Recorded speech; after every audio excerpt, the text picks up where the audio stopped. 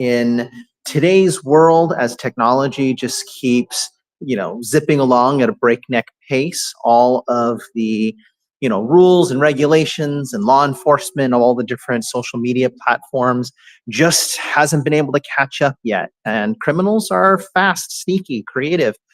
And, right now we are seeing just this unprecedented rise in really big ticket scams and cons in the world of real estate, where, a single transaction can be hundreds of thousands, if not millions of dollars. So that's going to attract a whole new group of criminals. So, hey, everyone, my name is Richard Wayland, owner and broker of the Imagination Brokerage. I would normally be doing this in the studio, but, today here in our beautiful office in Santa Ana, California, I am doing some renovations. You can see I was hoping to be further along, but right here, you see we've got the new table set up for podcasting. I want to have more guests come to interview in my office over the next year. And so if you are interested in sharing your story of real estate investing or real estate financing or buying or selling, or, have any tips to share, whether you are a investor, a inspector, a contractor, a money lender, whatever the case may be, we are, this is an open call for people to come join me in the studio and, talk about it on the air. So, all right, let's talk about scams. I wanted to break today down into actually kind of three different, it's not really specific scams, but let's call it three different categories of scams. First, we're going to talk about renters. Then we are going to talk about buyers. And then let's talk about investors, okay? And then, we could talk about sellers a little bit too, but, it's kind of harder to scam a seller because they're not the ones that are transferring money. It's not impossible, right? There's all sorts of ways that you can scam somebody that owns a house. But, right now, I guess like the easy money, the place where the criminals are spending most of their time is in, when somebody is about to either transfer their private information or transfer, either a small deposit or even a large deposit. And, and they are really taking advantage of people in that situation.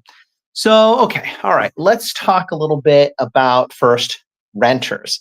Renters are dealing with basically, thanks to AI images and thanks to like false advertising on social media, renters are probably the biggest victims in 2025. I have seen AI generated photos of apartments that don't exist, basically going out there.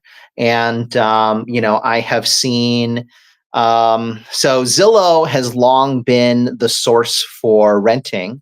And there are other platforms that have started putting up, for rent ads. And I know when Redfin, which is my favorite platform for home buying and selling, I know when Redfin first launched their rental feature a couple of years ago, I'd say at least a third of the listings that I saw on there were fake.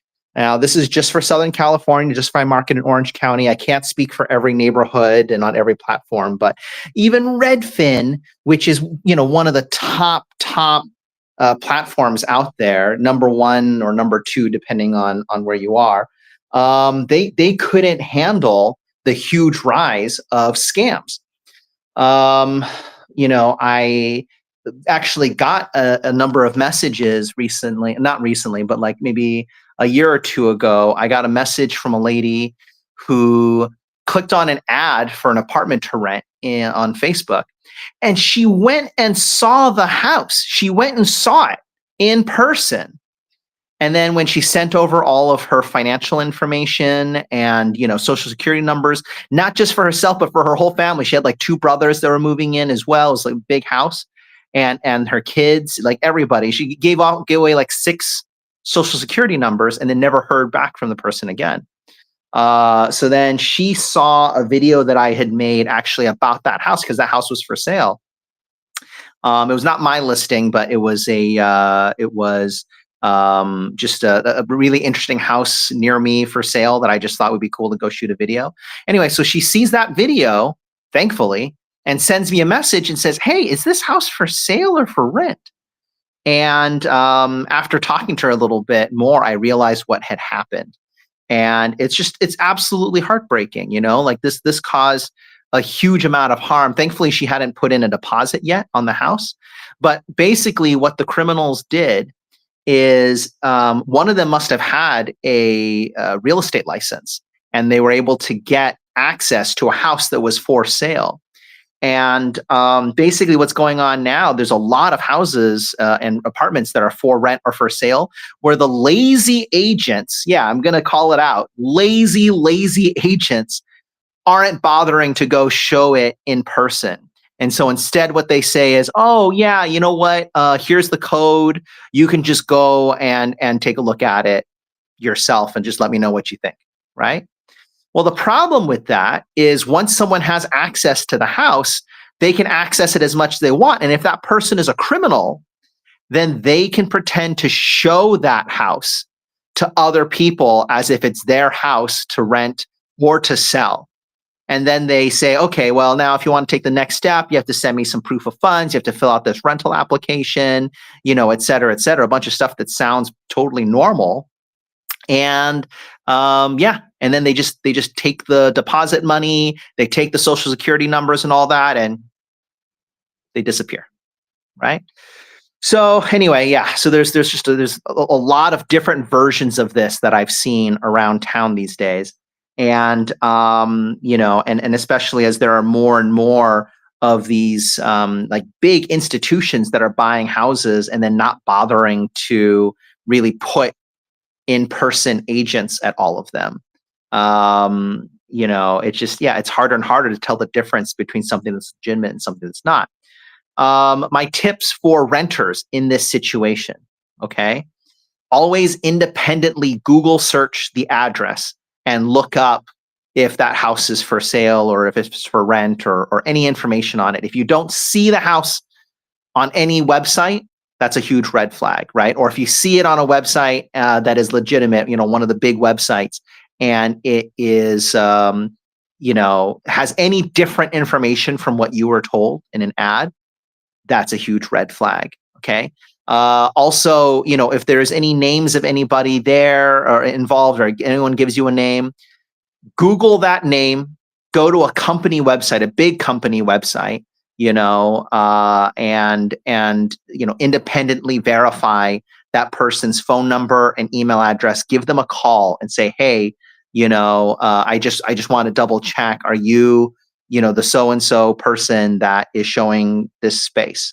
And it should be a fairly simple conversation. You don't have to feel embarrassed to double check if somebody is legitimate. And then some of the tips that we're going to talk about later in this video can also apply to this situation. All right. So for buyers, let's talk about one of the big issues going on right now, which is con artists are basically committing, what's called wire fraud. You can look up wire fraud for more information on this.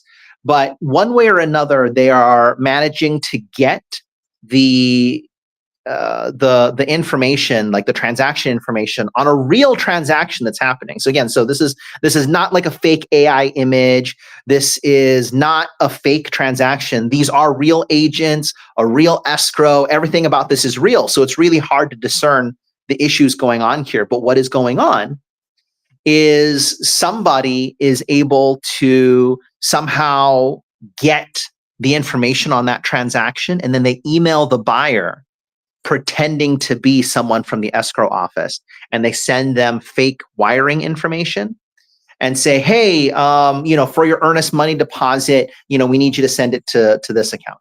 Or, actually, gosh, God forbid, I actually heard about a situation last year where a friend of a friend sent in their entire down payment to, who they thought was the escrow company. And that was about $300,000 that they lost. And there's no getting that money back. There's no one watching out for people in this situation. It is just, it's a very, very difficult crime to solve. And there's no, as far as I know, no insurance that covers it. No, nobody covers this situation. If you wire $300,000 to a con artist, and especially if they're in a different state or a different country, there's almost nothing you can do about it. It's crazy.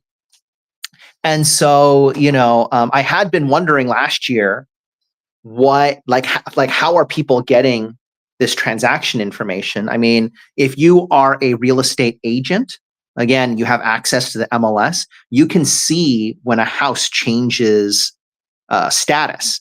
And so, that can give you some clues. Like if you just go onto the MLS and just type in like pending transactions, you just see a list of hundreds of pending transactions. And then, theoretically, it would be fairly simple to just start fishing those transactions for like enough information to be able to pretend to be the escrow from that transaction. Like think about it this way, like and I'll tell you, I'll give you a tangible example. So just a couple months ago, we were in the middle of a transaction when we got an email from from someone pretending to be like the boss of the brokerage for the other side. And and they were saying, hey, we're asking for a full rundown of your active transactions right now. Like all transaction coordinators, please, respond with the names of the clients that you're working with right now and the addresses of the interactions and the name of the escrow company, right? Which in and of itself is not confidential information. That's the thing.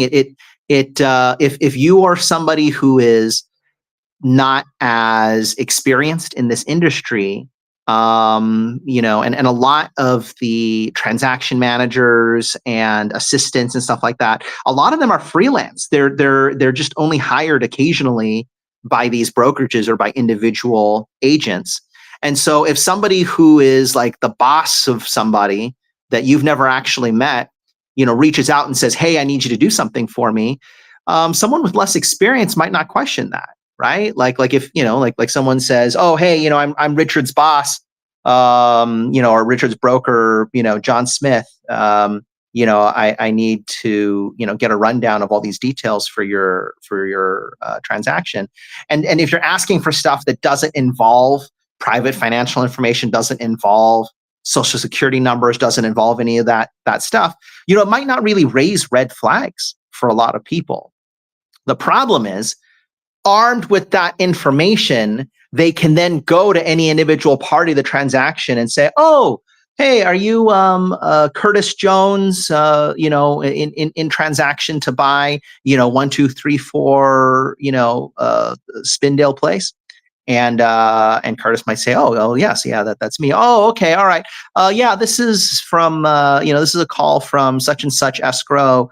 We noticed that there was a problem with your wire transfer for the earnest money deposit. Can you please make sure that you put in this correct information and be sure to select same day wire and then try that again, which by the way is actually a fairly normal problem. People will often choose the wrong type of wire for their transaction. And so it's actually super duper normal. Even if you were to call, someone else and say, hey, I just got this call saying that I need to do same day wire, instead of ACH. Is that correct? And they'd say, oh yeah, that's normal. And so again, something that sounds like every individual step of the way sounds really innocuous and there's nothing really fishy or crazy going on. And then it turns out, oh, actually that person obtained the information about the transaction illegally and then is directing that money to their own private account where they're just going to grab the money and run off. So anyway, so that is a very common thing going on right now as well. If you are in the industry, if you're in escrow, transactions, agents, any of that, be extremely, extremely vigilant. If anybody asks you any questions about the transaction, double and triple check who they are and that they have the authority to be asking those questions. Okay. If you are one of the parties of transaction, buyer or seller, and you get any kind of email from someone you don't know regarding the transaction, okay, even if it looks like the email address is correct, even if everything seems legit, call your agent, call someone that you trust to double check and verify that that person is legitimate and should be included in this transaction.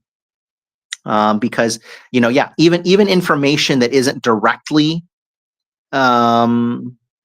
financial in nature could still be used by somebody to try to obtain that information from someone else.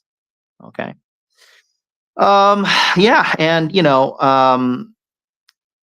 there's also, we always say, whenever you wire any money to anyone, you always independently get the phone number of the person you're wiring that money to, call them and confirm the wiring information. Make sure that all the numbers are correct, because, even a typo of one of the numbers could end up leading the money to be transferred to the wrong place. And this is true for both sending and receiving money, right? Make sure that people call you to verify your wire information if they're sending money to you.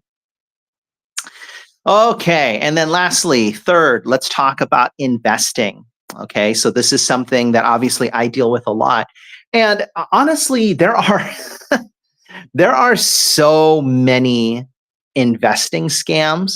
It's actually hard for me to pick like just one. But you know what? Let me just kind of like talk about sort of the broadest category of issues that come up with investing. And some of these aren't even necessarily scams in the sense that they're illegal, but they are trying to misrepresent something for being something that it's not. Okay. So that could either be, I guess like the most blatantly illegal is it's very common to sell land that doesn't actually belong to you, because selling land it's so technical, and it's something where a lot of people don't really have the ability to look up information on it. Like addresses of houses, you can look it up and you can see pictures of the house and you can Google Street View and all stuff like that. But when it comes to raw land, it's a lot harder unless you are there in that city and can go and go to city records and pull up the records on that. It's kind of difficult to really know the history and the ownership of land. So that's one that's like kind of the most kind of clearly illegal types of activities that happen. People who are essentially doing what's called double escrows, where they sell the same piece of property to two people at the same time, or more. That is also something that I've seen happen, and it happens a lot in new construction homes. With new construction homes, again, it's kind of a similar situation to the first thing I was talking about, where renters, they see a house, they can even walk in there and look at it, and the reason why is because none of the people who are involved in selling that property ever go down there in person. Okay. Whenever people are developers are developing big tracts of land for new development, it's very often that they have just one master key for all of the model homes, and they don't actually, if someone were to steal a copy of that key, they would be able to just tour around all these model homes and be able to show it as if they are the owner or the agent for it, and then collect money for that. And so you got to watch out for that. There are fake escrows out there that are just sort of shells for being able to do these fraudulent transactions where you could, you sell the same house multiple times to different people. That's just a house that, belongs to a developer and it's just a model home.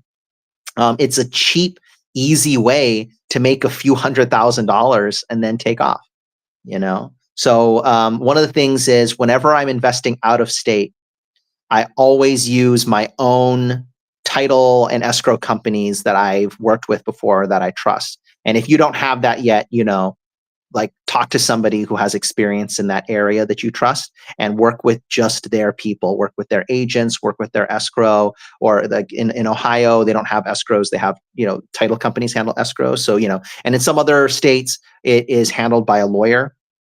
So, lawyer, title, escrow, whatever, talk to that person and just trust that person. And if somebody else brings you a deal and they require that you work with their escrow company, say no. Say, hey, listen, if you want my money, then, you have to do this transaction through my title company. Because at the end of the day, the only person that really has your back in that transaction and making sure that you own it, that your name is on the piece of paper and it's recorded and it's correct, that is a very important person in your team. That's not something that just sort of kind of throw off to whoever. You have to have an escrow company that you really, really trust and respect that can handle the transaction smoothly, quickly, safely. And if there's any problems, they have all the insurance coverages and everything to be able to fix those problems for you. Lastly, this is not a scam, but this is still in that category of misrepresenting things to investors. I'd say that, investing out of state, the biggest problem is agents misrepresenting the condition or the characteristics or the location or the permitting of a property. Okay. So what do I mean by that? Let's talk about very, very simply. Sometimes an agent will, maybe perfectly innocently, they heard from the seller that, oh, this property that only a single family house is built on, it's zoned R2 because whoever sold the house to that person said that. R2 meaning that you could put a duplex on it. So then the agent stupidly repeats that without verifying it. And how are you going to verify it? If you're out of state, you're not going to, again, go down to City Hall and double check it or be able to, some of these smaller cities don't have online systems to be able to double check zoning. So you just trust it. You just trust yeah, okay, yeah, I'm sure. I mean, why would they lie about that? Well, they lied about it because they figured you would pay more money for a house that you could build a second house on, or sorry, for a lot that you could build, 2 houses on. And instead you can only build one. That's a big deal. That's a big problem. That's, tens or hundreds of thousands of dollars difference in value. Lastly, kind of the one little lie, I think I've said lastly 3 times now. The one little lie that a lot of agents get away with, and it is, I guess they feel innocent to an extent, is misnaming the neighborhood that a house is in. So you might hear, for instance, in Cleveland, where I do a lot of investing, that Tremont is the most expensive neighborhood there. Tremont is kind of the area that feels most like New York. It's where I think a bunch of people from New York moved there during the pandemic, and now it's got $16 avocado toast and $12 lattes and stuff like that. Whereas right on the other side of the freeway from Tremont, all the prices are cut in half. Okay. And so some people from, certain parts of the country or certain parts of the world might not really realize how dramatic of a difference it can be when you just cross a freeway or cross one road. And you'll see on public listings all around the Tremont area, people will say, oh, this home is in Tremont, even though it is 5 blocks away from the border. And for Tremont specifically, if you go north and west, that's still a pretty nice neighborhood. It starts going over into Ohio City. But if you go south and west, it is not a nice part of town. It's a very, very rough part of town that a lot of people would not choose to invest in if they knew what it looked like. And but they make it look good in the photos. You look in the photos, and they have renovated the house to look just like a home renovation in Tremont, and they're selling it at Tremont prices, which again are double what the houses around there should be worth. And for somebody who's shopping from New York or California or something like that, they really might not be able to tell the difference. And all the houses out there are so inexpensive relative to houses here that that people think, oh, well, I'm getting such an amazing deal. Surely this can't be a scam. Well, I'll tell you what, paying $300,000 for a house may feel like a bargain when the median house is over $1 million where you live. But guess what? If you're paying $300,000 for a house where the house next door is only worth 120, well, then yeah, you got scammed. You got scammed really bad. And so, all right, to protect yourself from this whole body of types of scams, it's all about having a team of people that you trust, working with somebody who has experience in that neighborhood, just really like double checking everything. Have 3 to 5 people that you send an address to and say, hey, what do you think of this? What do you think of this? Is this a nice neighborhood? Does this make sense?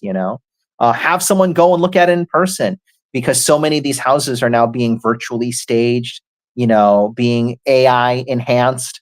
Not to mention just good old fashioned Photoshop of just going in and fixing the chip paint and making the house look nicer and brighter and cleaner than it is.